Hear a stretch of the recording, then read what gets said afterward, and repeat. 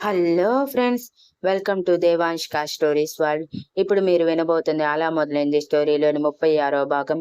అదే రోజు సాయంత్రం అంటే రాత్రి 8 గంటల సమయంలో ఎలా అయినా రానాతో మాట్లాడాలి అనుకున్న శివరాం గారు, మాలతి, మనం ఒకసారి ఇంటికి వెళ్ళి ఫ్రెష్ అయి వద్దాం పదండి, సమీర్ మిగిలిన వాళ్ళకి ఫుడ్ కూడా తీసుకురావాలి కదా అని అన్నారు.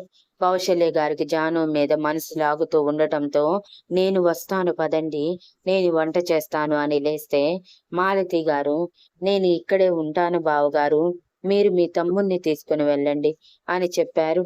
ఆయనకి కేవలం నిజం తెలుసుకోవాలన్న దాని మీద దృష్టి ఉండటంతో సరే అని చెప్పి శశిధర్ గారిని, కౌసల్య గారిని తీసుకుని రానా మ్యాన్షన్ కి బయలుదేరారు.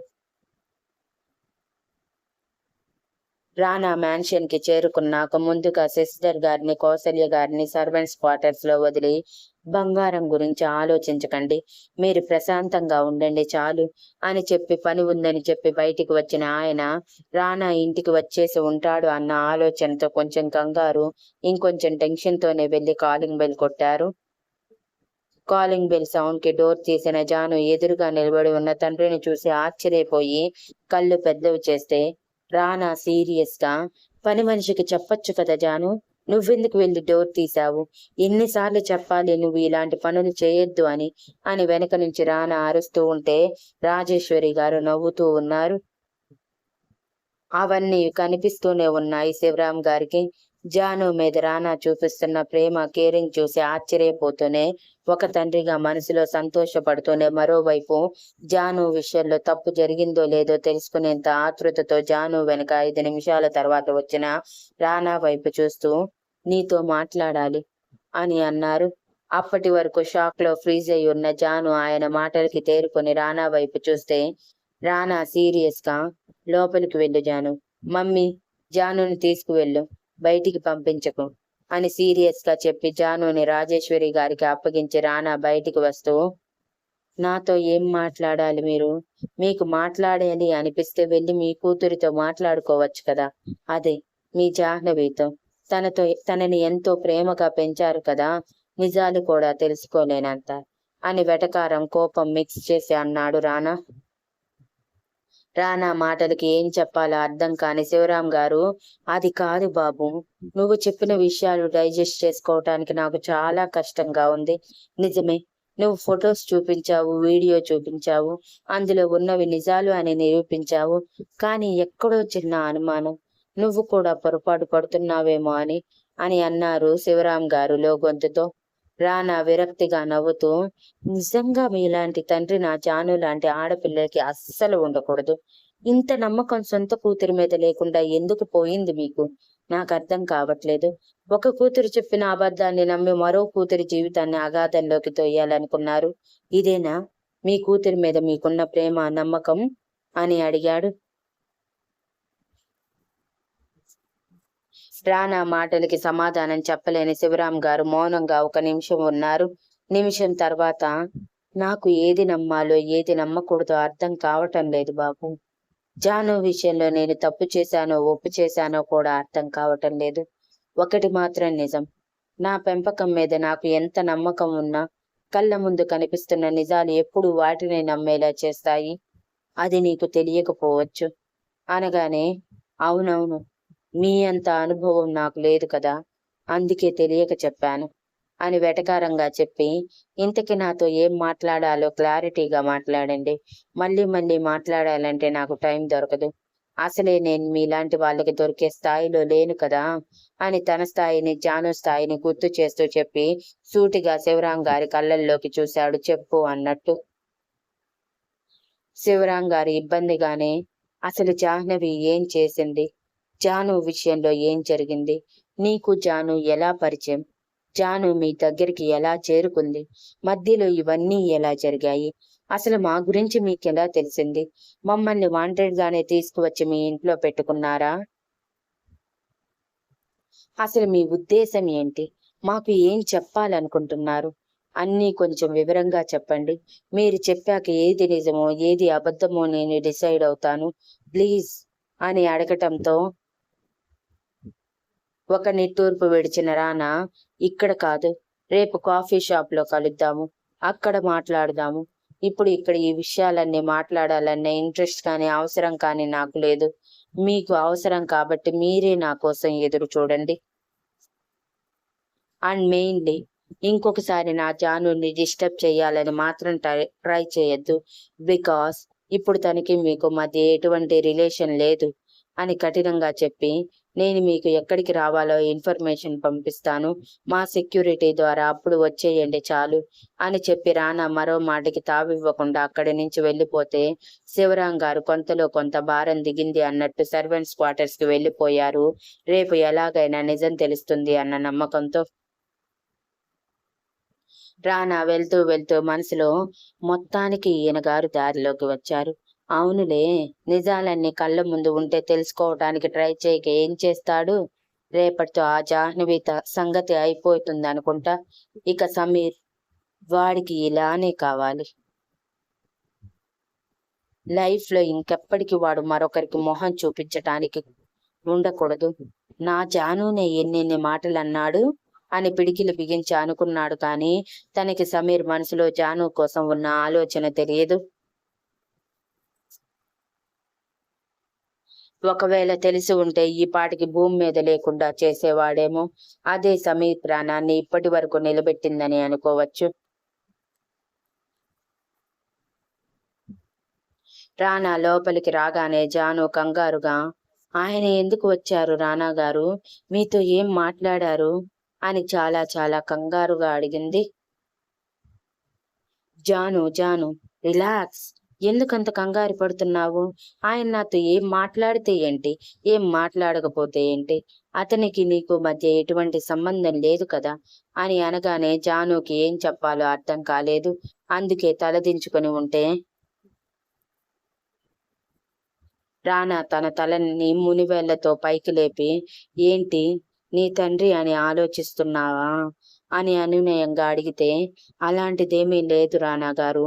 ఆయనకి నా మీద చాలా కోపం, అసహ్యం ఉంది.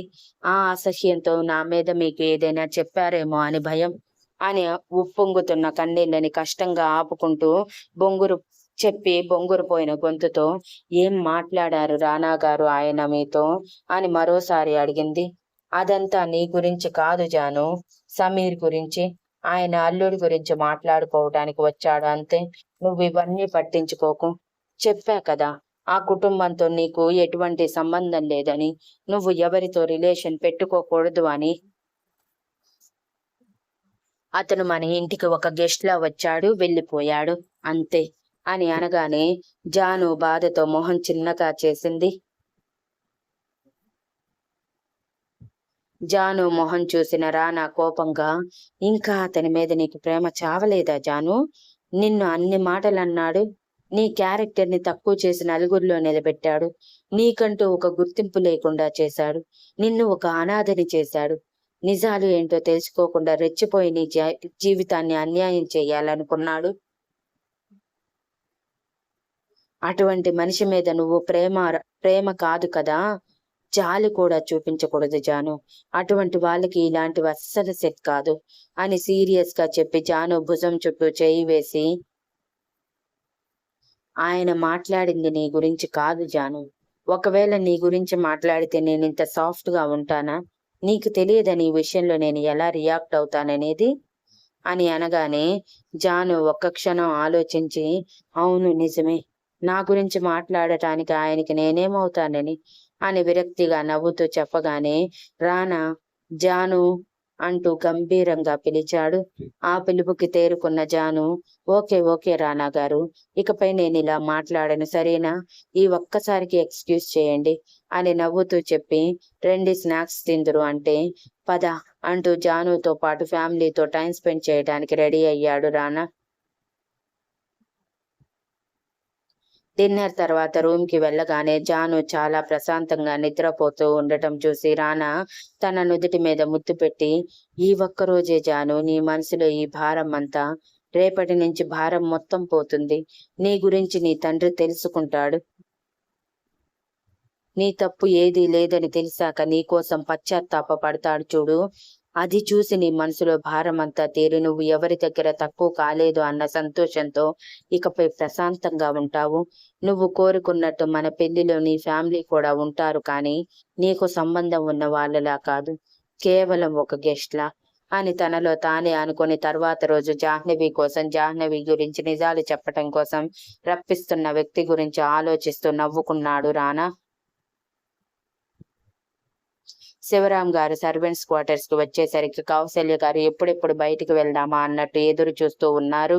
అప్పటికే ఫ్రెష్ అయి ఉండటంతో శివరాం గారు రావటమే, ఏవండి, నేను కొంచెం అలా బయటికి వెళ్లి కూరగాయలు తీసుకొని వస్తాను, ఇంట్లో ఏవీ లేవు అని చెప్తే శివరాం గారు అసహనంగా, ఇప్పుడు ఏమీ వద్దు, బయటికి వెళ్ళేటప్పుడు పార్సిల్ తీసుకువెళ్దాము, మీరు ముందు రెడీ అవ్వండి అని అనటంతో సిస్టర్ గారు బాధగా శివరాం గారి భుజం మీద చేయి వేసి అన్నయ్య అని పిలిచారు.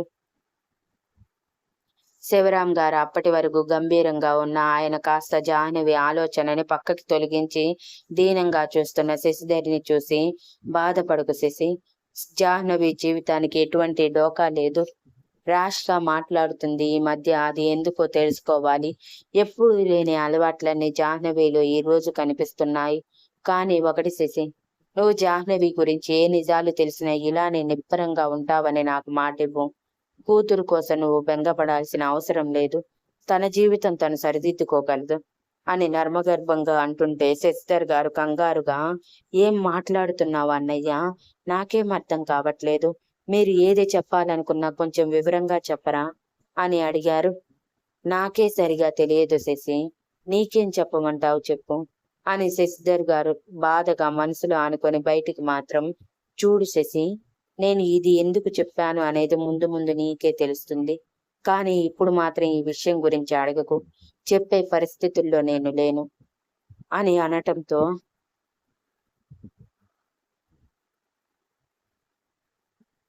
ఇటు శశిధర్ గారికి అటు కౌసల్య గారికి శివరాం గారి ప్రవర్తన ఏమాత్రం అర్థం కాక ఎదురు ప్రశ్నించే సమయం, ధైర్యం రెండూ లేక మౌనంగా ఉండిపోయారు.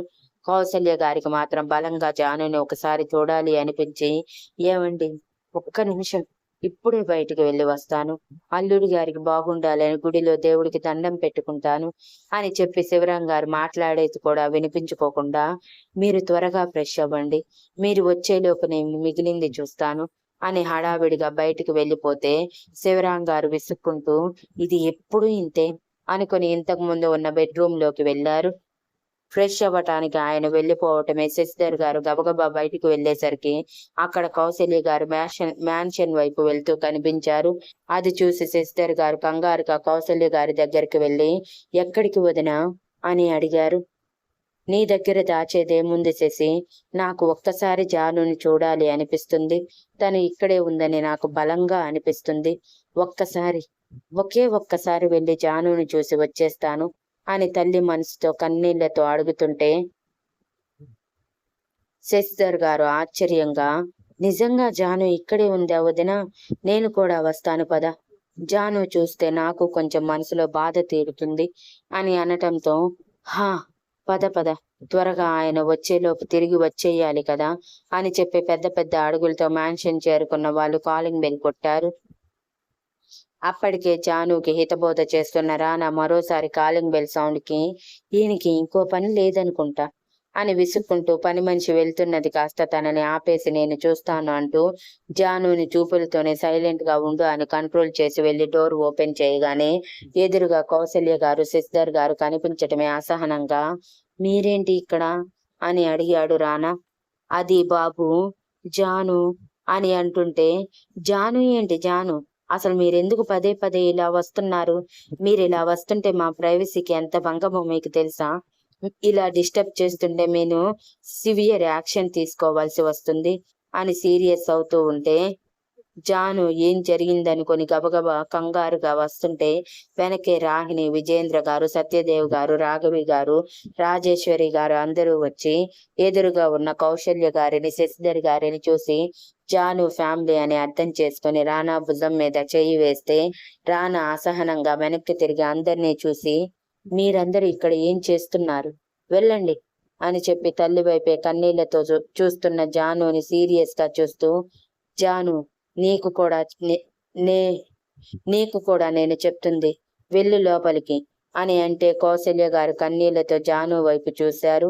జాను మొహంలో మునుపటిలా బాధ కనిపించకపోగా ఇప్పుడు కొంచెం తేలినట్టు మొహంలో ఒక రకమైన కల కనిపిస్తూ ఉంటే, జాను ఇప్పుడు సంతోషంగా ఉందని ఒక అంచనాకి వచ్చినట్టు కన్నీళ్లతోనే నవ్వుతూ జాను అంటూ చేయి చాపారు.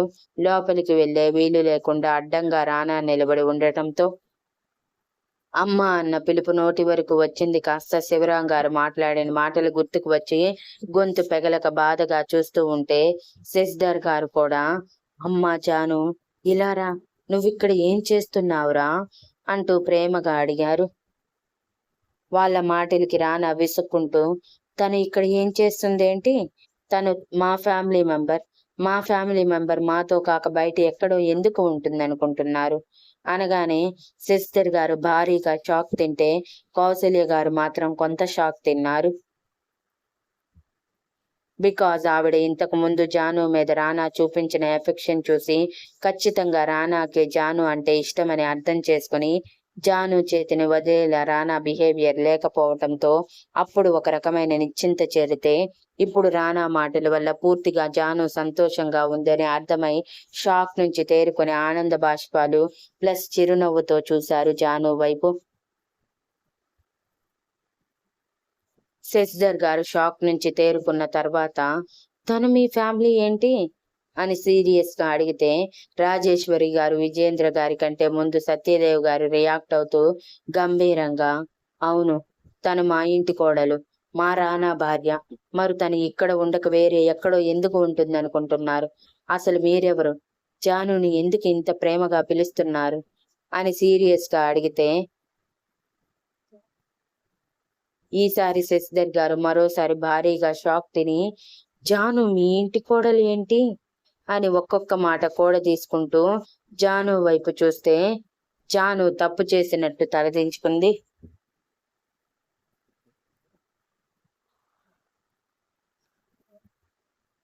అది ఏమాత్రం నచ్చని రానా స్పీడ్ గా జాను భుజం చుట్టూ చేయి వేసి ఒత్తుతున్నట్టే తన భుజం మీద ప్రెజర్ పెంచుతూ, నువ్వెందుకు తలదించుకున్నావు జాను? తల దించుకునేది తప్పు చేసిన వాళ్ళే, అంటే ఇప్పుడు నువ్వు తప్పు చేశావా అని అడగటంతో జాను టక్కున తల ఎత్తి లేదు అన్నట్టు కన్నీళ్లతో రానా వైపు చూస్తూ తల ఊపింది. అక్కడ ఏం జరుగుతుందో అర్థం కాని శశిధర్ గారు జుట్టు పీక్కుంటున్నట్టు పిచ్చి చూపులు చూస్తూ, ప్లీజ్ మీరు ఏదైనా క్లారిటీగా చెప్పరా? జాను మా కూతురు, తను ఎలా మీ ఇంటి కోడలయ్యింది? మేము రీసెంట్ గానే చూసాము తనని.